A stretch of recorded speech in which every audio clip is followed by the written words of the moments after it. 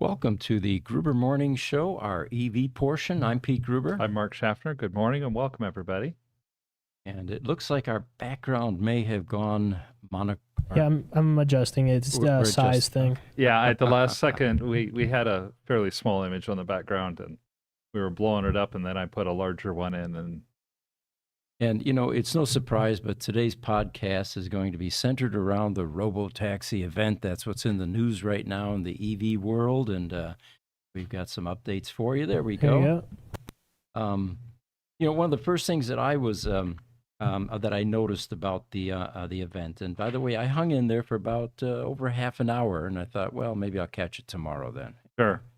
But Pete, real quick, can you get up on your mic a little for me? sure, most of Thank the you. people that were there, that were walking around, that were talking about the anticipation of when something's going to happen, and there were a lot of false starts. Someone said, "Oh, it looks like they're going to start." That was like 15 minutes Yeah. in or something like that. And there was a lot of speculation. We saw Bearded Tesla. We saw Sandy Munro. We saw, some of the other people in the EV space. And the speculation for that hour or so was, is this robotaxi going to have a wheel? That was a big issue. And it turns Sure. out it doesn't. So here you can see it. Of course, the cyber taxi or cyber cab production was announced to start in 2026 and be priced under $30,000. Operating costs were reported to be 20 cents per mile over time. Be really interested to get some of the basis for those costs. Yeah, I agree. What's the bill of materials here? And then Elon also showcased a Robo van and, of course, the Optimus humanoid robots that were plentiful and walking around. Did you get a chance to watch it, by the way? I actually did not get a chance to watch it live. I've seen a few clips of it since, and I was very impressed, mostly by the announcement of inductive charging. Mm-hmm. That to me was probably the biggest tech thing. It was kind of light on details, honestly, Yeah. overall. That was the general consensus from the investment camps and even the attendees. But so much to unpack, though. I mean, it wasn't just the robo taxi. This van, for example, can carry up to 20 people, and very few details. And they didn't give a price on that item, but they were talking about also how quickly they could ramp up production on the robo taxi. And there are some regulatory hurdles that have to be resolved, to leapfrog over the competitors like Alphabet with their Waymo vehicle. They say that the speculation is that establishing robo taxis could take years. Yeah, I think it probably could. They've got a long ways to go to catch up with the likes of Cruise and Waymo.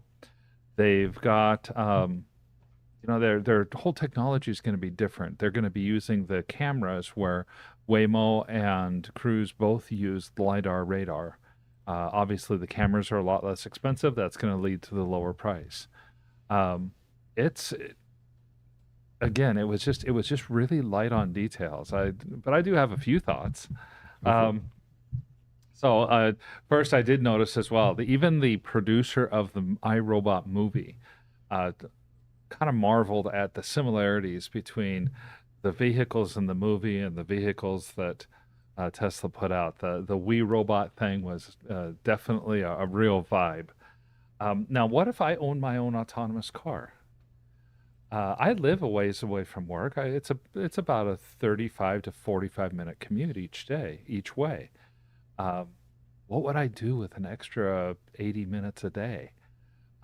That's kind of compelling. Plus, on top of that, I could let my car go out as its own taxi during the day as well, and it would go out and pick up rides and generate revenue for me during the day. The concept is really a kind of mind-blowing concept. Mm-hmm. It looks like we have some people chiming in. We've got Obertowski is joining us. Thanks for being there. Hello, Mr. Gruber. Welcome. YouTube, Thomas Curtis. He says, Kia ora from Aotearoa, sexy cars rock. Yes, and I think it's Aotearoa, because Thomas hasn't been with us for a while, but I do remember him from New Zealand. Hmm. Um, if someone put a believable painting on a building wall or something like that, do you think a robotaxi would run into the wall? Boy, there's the burning question, isn't it? People tend to walk into those at times. Dogs, even, Yeah. are fooled by it. Yeah, that would be.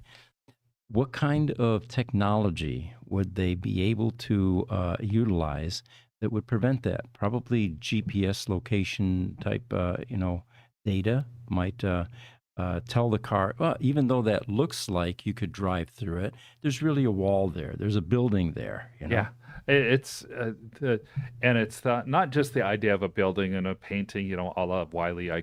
Coyote, yeah. Coyote, and those old time cartoons, but anything that has an optical illusion. Hmm. We as humans get fooled frequently by the optical illusions, and they're all over our world, even when we drive. We don't realize how close somebody might be because of possibly of the optical illusion of a corner or of a rise or a descent, either ascending or descending on the road. And those optical illusions are some of the things that I know they're trying to overcome with full self-driving now. Are they even going to use full self-driving in the robotaxi? He didn't say. That was one of the biggest things that was absent from the entire presentation. Yeah, yeah, good point. He did point out that these autonomous cars could be 10 times safer than humans on the road. And yeah, so that to me is music to my ears. The quality of driving skills on the roads has definitely declined in my lifetime. Yeah, it sure has. So they do talk about being able to make money with your car. Just think about how often and how long it sits idle every day. Um, they also, or actually, Elon also pointed out that Tesla should be considered as an AI robotics company rather than a car company. I'm just waiting for Peter Rawlinson from Lucid to comment about that. Mm-hmm. Every time, it seems like every time Elon makes those kind of comments, Peter Rawlinson comes out and says, "Yeah, Elon, you're just distracted. You don't have to be a car company. We'll be the best car company in the world."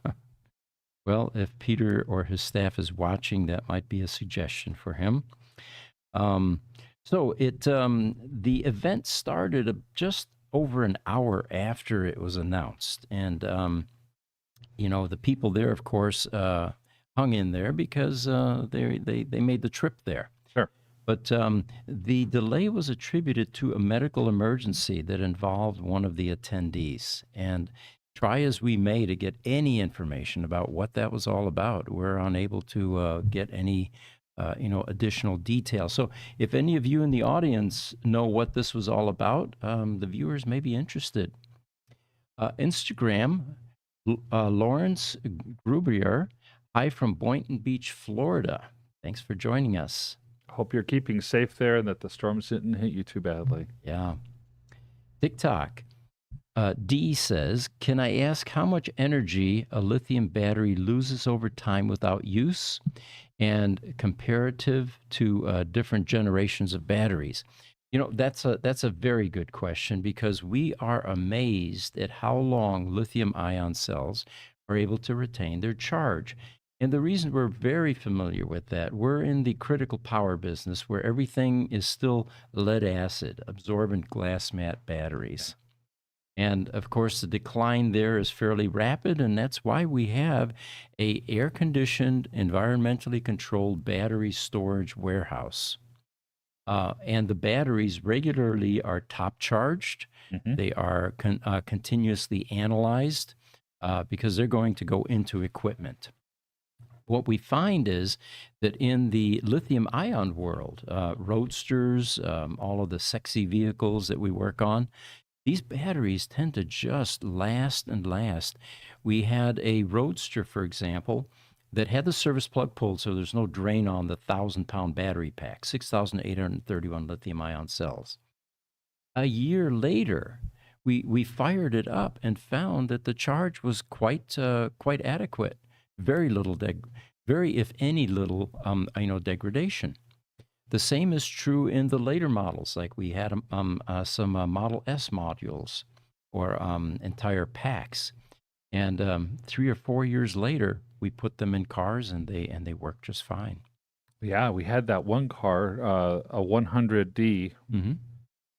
It had a pack that had been underwater, but the pack was sealed. It was safe, and we had waited 6 years before even pulling the pack. We assumed that since the automobile had been submerged, that the battery was gone, Right. and we were wrong. The battery was good and strong, and I was as stunned as anybody, I think. And the critical thing here is no one anticipated this. Talking to J.B. Strobel years ago, he's got the original ESS pack in his Roadster, the first one they made. And he said at that time it was still going strong. We see that typically in Roadsters that are 16 going on 17 years with original battery packs. No one yet knows when end of life is going to occur. So to answer that question, I know it was lengthy. It's a mystery at this point, and these 2.2 amp hour lithium ion 18650 cells just seem to continue to function, Yes. kind of like the ever ready bunny. Yeah. On Instagram, Lawrence Grubner says a troop loyal painting. Referring to the image behind us, perhaps. Yes, I think so. Niels is with us from Denmark. He says, "Good evening from my Robo taxi skeptic." Yes, I have to admit, I think I'm more in Niels's camp than not, under the Mr. Robotaxi Skeptic moniker. And Niels did predict that it may be a bust. I wouldn't go quite that far, but it certainly, in some areas, did not live up to expectations. Yeah, I'm going to take kind of a wait and see approach. It's the nice promise of a future technology, but we had a nice promise of future technology in 2018 when Tesla said that they were going to put out version 2 of the Roadster by 2020. Mm-hmm. And YouTube Overtowski's chiming in again. He says, "Mr. Gruber, someday we will make money repairing those Tesla Optimus robots. What a great time to be alive." And I fully agree. We're in the battery business as well. We actually have a private label arrangement with manufacturers overseas that make batteries. And we began to recognize that we've got a customer interested in robot batteries. So there's a whole new field because you think about Wow. it, you have to have a DC plant inside this humanoid robot that's going to Sure. provide the energy. Sure. We don't quite have solar panels on those yet or a fusion generator built in. So, yeah, we are definitely looking forward to working on robots. One of our interns at Gruber Motor Company is a robotics expert who built one of the battle bots that is winning all kinds of awards. Yeah, I'd still love to see that one live. I didn't get a chance to. I think you did. Mm-hmm. Yeah. YouTube, Dario Broccolino says, "Have there been any major improvements in battery technology? Nothing since our last few podcasts that I'm aware of, although a lot of interesting things on the horizon, including, of course, the complete elimination of DC storage and batteries. Carrying over 1,000 pounds around with you just doesn't make a lot of sense Yeah, until we have a solution." It seems like most of the largest improvements that we're seeing are still in the lab. Mhm. Things like solid state batteries, alternative battery technologies besides lithium ion. And then Neil says, "How much will trickle charging by solar panel, for example, extend the NMC battery life?" Well, trickle charging definitely extends the life of any battery. Sure. It's funny you mentioned that, Niels. Our golf cart runs off of three 12-volt batteries. It's a 36-volt golf cart. Mm-hmm. And we have to, remember to charge it, and they often forget, and then, it's not usable the next day. Through some furniture purchases, we ended up with 4 solar panels, I should say. Turns out that they were 37 volts. And this weekend, we mounted one of them on top of our golf cart. We put the load controller in yesterday, and it looks like we're going to have a perpetual golf cart at this point because there's plenty of sun in Phoenix. How many watts does that panel generate? It generates 9 amps. which is pretty Wow. substantial. Yeah, it's a That's lot. a lot of current. It's a large surface area. Came from a company that was selling solar panels, so it looks like this was their premium product. 37 volts, 9 amps. Hmm. That's a pretty strong charge going into those batteries. Right. So anyway, the final wrap up here on the Tesla Robotaxi event is so Musk said that in 2019 he was very confident that Tesla would have operational robotaxis by 2020. Do you remember that? All right. Well, we're 4 years beyond that. The new date apparently is 2027, and we'll see how that pans out. Um, They also talk about Tesla is at risk of posting its first ever decline in deliveries this year, as buying incentives have failed to attract enough customers to its aging EV lineup. And this is according to Reuters. Third quarter earnings are not out yet, so we'll have to wait to see if any of this comes true. There are several companies attempting to crack the robo-taxi market, and many have suffered billion-dollar losses, forcing some to shut down. The ones that are still around, of course, Tesla. We've got Alphabet's Waymo with about 700 Jaguar Land Rover cars in its fleet, and it's the only U.S. firm operating unscrewed robo-taxis that collect fares. There's of course Amazon too. Zoox is testing its purpose-built vehicles that resemble toaster ovens on wheels and lack manual controls. Their quote, not mine. Yes. GM with their Cruise, which uses the Chevrolet Bolt EV, has indefinitely suspended plans to develop its full self-driving without controls. So Tesla's approach to full self-driving technology does, in its current iteration, require constant driver attention, but keeps costs down. And it has faced legal scrutiny with a couple of fatal accidents involving technology. I just can't imagine, though, that the AI and machines doing the driving are going to have a worse record than humans on the road these days. So they feel that the full autonomous unsupervised FSD will be released in Texas and California next year, and it will be Model 3s and Model Ys. That's going to be an exciting development when that happens. I think getting FSD up and running is going to be a prerequisite before any of these true self-driving vehicles are going to be allowed out on the roads. Regulators in general are very skeptical. So Tesla's got some big hurdles to overcome, just like Google with Waymo and their Alphabet, or Alphabet with Waymo. Good point.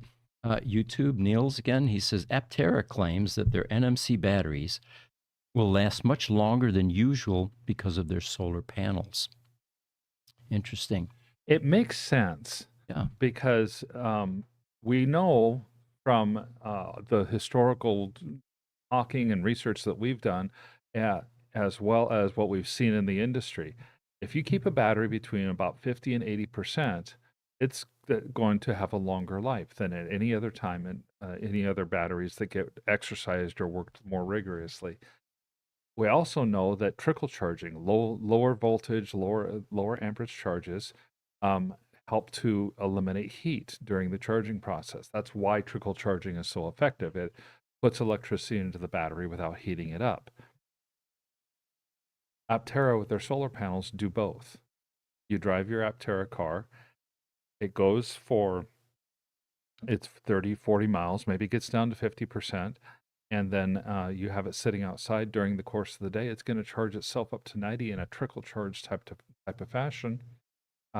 You're always going to be in that sweet spot range, or you're going to be much more likely to be in that sweet spot range. Mm-hmm. Good point.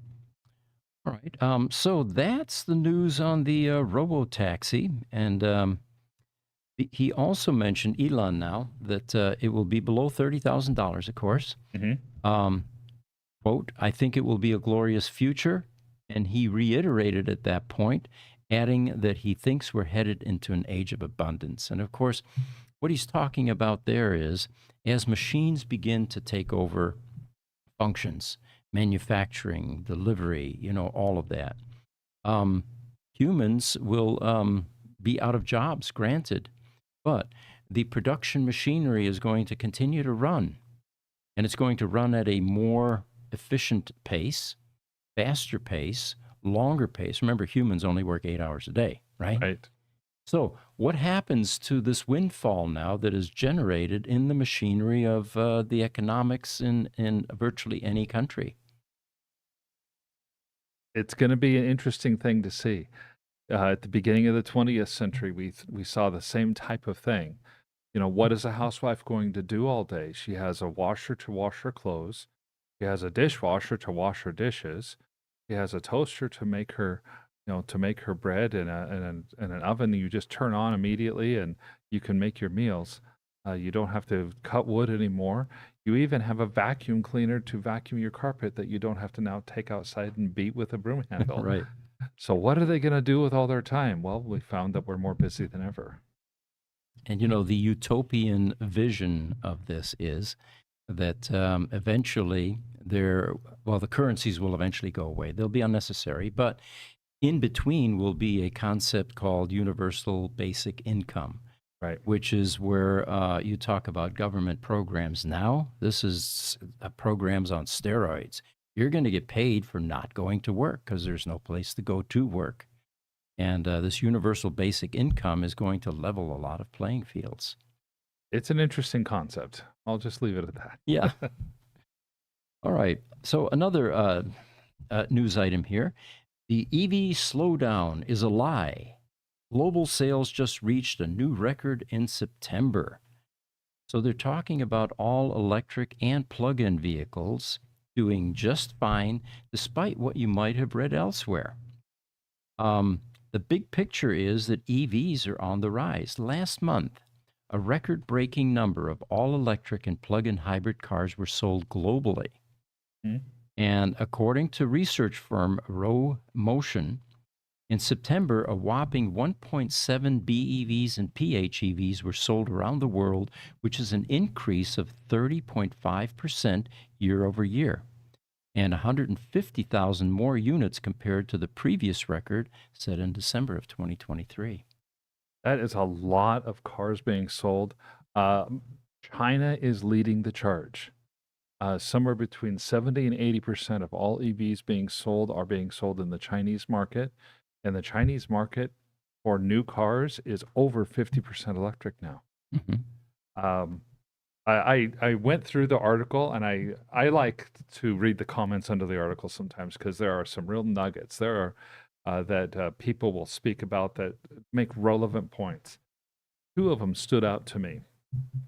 First, for the people that want to use EVs, but like the security blanket of a gasoline-powered ICE vehicle, PHEV for them is a compelling option. They can take the time to install the EV infrastructure at the house. They get the benefit of having the electric vehicle that can get them between 30 and 50 miles. It gets them to work, it gets them home. All their running around, or most of their running around. But whenever they need to take a long trip in that car, they can have the comfort of knowing that all the existing infrastructure that's been out there for 100 years plus is available to them to use. Personally, I kind of question the logic, but it makes of why you'd want a hybrid in the first place. But for those people that are trying to work their way to the transition, still have a lot of uncertainty, I can see the logic. Um, the second thing that I read that I thought was even more compelling, though, was a person who said the faster we go to EVs, the better. A large percent of our legacy automakers' revenue comes from the Chinese market. Ford, General Motors, Stellantis, Chrysler, China is their second largest sales market. And if China has already gone to 50% EVs, how long before China decides to ban the sale of ICE vehicles? What happens to a company when they lose their second largest market or their second largest customer? There are a lot of companies that just don't survive that. Right. And yet, here in the States, we're trying to kind of help nudge and push Ford and General Motors and and our domestic automakers back toward the ICE engines and away from EVs, I think it's short-sighted. Hmm. There's an interesting article also. Oh, it looks like we've got a number of things to Oh, unpack yes. here. All right. YouTube, Nate to Gas says the future of electric vehicle charging is not wired. It's definitely wireless. We need miles and miles of wireless EV charging pads buried under the blacktop all along avenues and cities, and so we can accommodate these people and they don't have a reserved parking spot. You know, my vision of the wireless charging that was proposed with these robo taxis would be home charging. It's Yeah. fairly easy to insert something like that, and it doesn't even have to go under the concrete or under the blacktop. In a home charging situation, it's just simply a pad that is laid on top of the surface. You could do the same thing in a parking garage as well. Hmm. You know, it would be far less expensive to have parking garages set up and or parking lots set up with wireless charging pads that are either slightly subsurface or even on the surface. Right. But yeah, I agree with Native Gas that wireless is the future. And then he also says there are 100 million Americans who live in cities that don't have reserved parking. Mm. Big problem in China, too, and Europe, by the way. Yes. Yeah. Parking meters everywhere. Obertowski from YouTube says all brick and mortar retail suffer due to high staff costs. Just one of these robots could help the shop survive. That is so true. Yeah. Think about it. You'd have one robot. Maybe their job is simply to stock. Hmm. Take the product off the truck, bring it in, get it stocked where it's supposed to be, help take care of making sure all the shelves are up when the store is closed, that everything is restocked or clothes are folded or whatever, and they would just work. They could just go. Yeah. And my feud with the Starbucks baristas would end because no longer would I get an incorrect order, which happens Yeah. about 50% of the time. Yes, for sure. Neil says FSD will likely never work 100% if they got rid of the hard coded rules for driving and thus probably never get approved. Well, Mark's comment earlier, what if we paint a picture of the continuation of a road and it's really a brick building? How would FSD respond to that? You know, and so I think Niels is, unfortunately, he may be right there that going completely neural network is a great concept, a great idea, but I don't think that's going to get you to 100%. Yeah. Yeah. All right. Another article here. Toyota chairman delivers cruel warning to EV owners.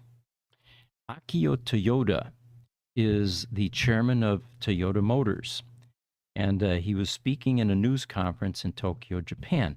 Now, Akio is the son of Shoichiro Toyoda, who has passed. And so, anyway, Akio took over the company, and he warned that a hard transition to a future where EVs are the sole offering will cause devastating harm to the automotive workforce. He finds that much harm will be done, especially to the suppliers that produce such components, and of course, the workers in the factories. In Japan alone, he says there are 5.5 million people involved in the automotive industry, and among those who have been doing engine-related work for a long time. If electric vehicles, he adds, simply become the only choice, including for our suppliers, those people's jobs would be lost. Now, Aikio has long been a skeptic of electric vehicles and has argued on numerous occasions that there are multiple ways to tackle the threat of carbon emissions without sacrificing people's mobility. He argues that EVs and hydrogen power come with a set. They come with a set with infrastructure, pointing out that many of its customers live in parts of the world where there's little or no access to electricity. I found that puzzling. If they don't have electricity in a part of the world, do they have cars? You know, I mean, proportionately. That's a legitimate question there. So he says, no matter how much progress BEVs make, I think they will still only have a 30% market share. Then the remaining 70% will be hybrid electric vehicles and fuel cell electric vehicles, or the hydrogen type of vehicles. And so, anyway, there's an interesting viewpoint that you don't normally hear. And I don't normally agree with either. What was your abbreviated version of his position? Well, my abbreviated version of his position is we have 5.5 million people who have been building engines for a long time, so this isn't going to work. No, if that logic was able to hold true, we would all be driving cars with steam engines. Yeah. People who buy these cars honestly don't think about or care about who's building them. They care about getting the best product for the lowest price.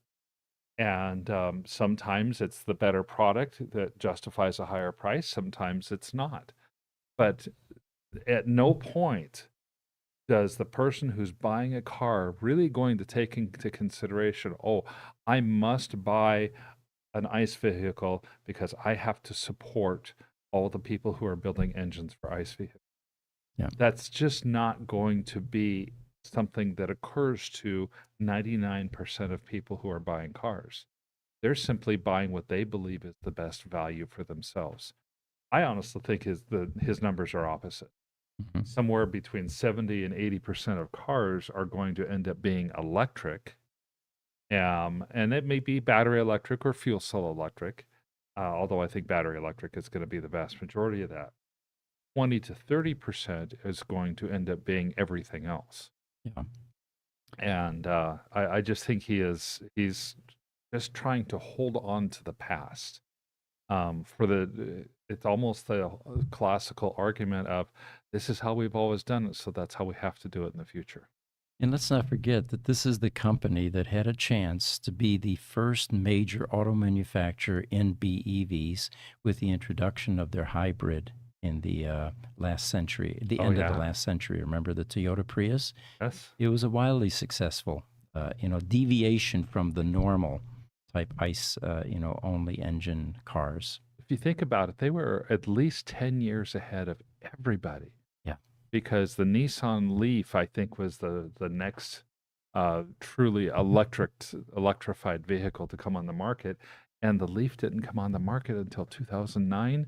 And we have Priuses that have been out since 1997. Yeah. So one other quick article before we wrap here. And by the way, stay with us at 11 o'clock if you're interested in Tesla Roadsters. We're going to have our Roadster podcast in about 28 minutes, 27 minutes now. But this article, the headline is Porsche Taycan sales tank by 50%. And it goes on and says, things are looking rather grim for Porsche's electric darling, the Taycan.